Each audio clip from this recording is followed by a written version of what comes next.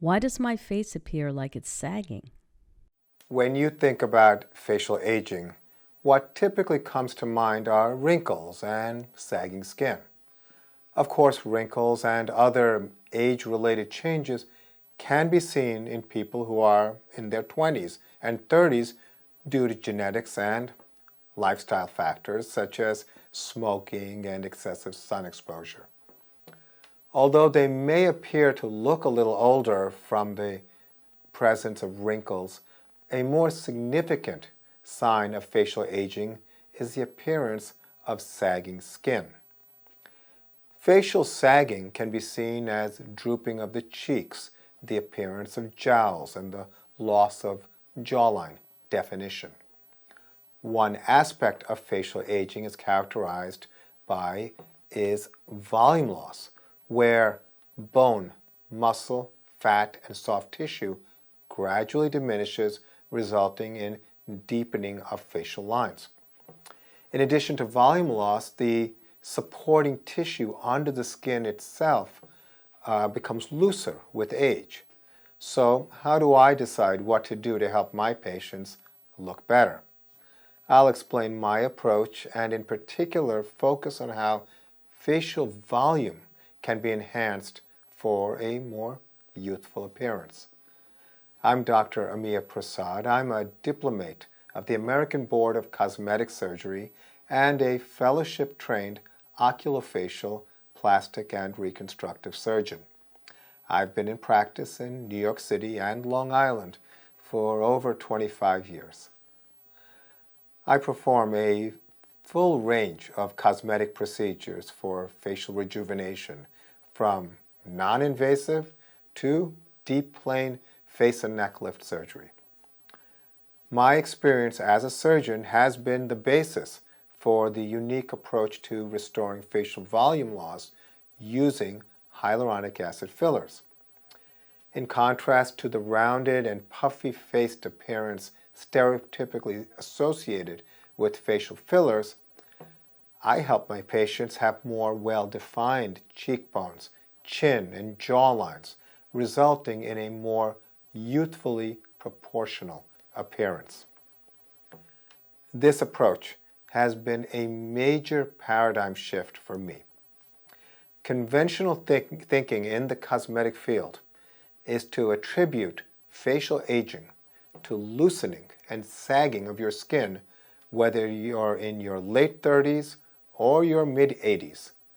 This conventional thinking is reflected in the marketing of procedures that have limited impact, such as threads and heating devices, all claiming to lift your face. These procedures can only do so much since they are doing nothing for the foundational support of the skin. Unfortunately, this skin laxity assumption results in people repeating this cycle and bouncing from one practitioner to another, getting different versions of the same ineffective pseudo-lifting procedure. This is not only a waste of time and money, but also causing irreversible scarring of your skin. Additionally, it's fairly common for someone who feels that their skin is sagging to physically lift their faces with their hands, what we refer to as a mirror lift. This doesn't necessarily mean that a lifting procedure wouldn't be appropriate, but it's important to understand that this maneuver also restores volume in an upward direction, thereby restoring volume proportion to the face. I think of facial sagging first from a perspective of volume deficiency at the bone level. This is particularly relevant for people who are between 35 and 55. During this time period, we see diminishing of cheekbone, chin, and jaw angle projection and definition. Proportionately speaking, this is a time when volume loss is contributing to the appearance of facial sagging more than the skin and deeper support tissue descending in a downward direction. Logically speaking, this is when restoring volume will have the most impact. In the past, I would typically perform surgery to place silicone implants and still perform these procedures when appropriate. Most often, I perform a non-surgical procedure called structural volumizing by placing long-lasting hyaluronic acid fillers at the bone level. This results in not only an appearance comparable to having had a facelift, but the hyaluronic acid filler can actually feel like bone. This is very different from conventional filler placement, which results in a softer and puffier, rounded appearance. It's important to note that a common area of confusion is along the jawline, where you appear to have jowls.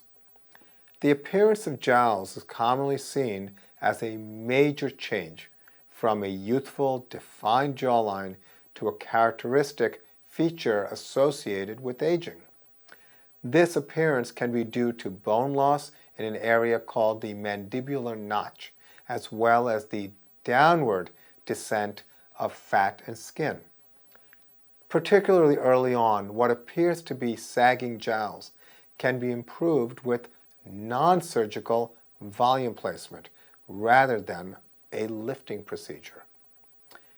Deep level volume enhancement can also improve other areas of the midface, such as the nasolabial folds, which is also referred to as parentheses lines. The corners of the mouth can also be affected by volume loss, resulting in deepening of the mesolabial folds, often referred to as marionette lines. In contrast with surgical implants, treating facial volume loss with long-lasting filler is much more convenient for patients. From a technical perspective, I'm able to more precisely place limited volumes to compensate for subtle contour depressions and natural asymmetry between the two sides of the face. Furthermore, should there be any need to reduce or reverse the procedure, I can use the enzyme hyaluronidase to dissolve the material rather than performing surgery to remove an implant. Results generally last up to 2 years depending on the area treated. Although this is far from permanent, it's important to understand that our bodies continue to change with age, and future structural volumizing can be precisely adjusted for these changes.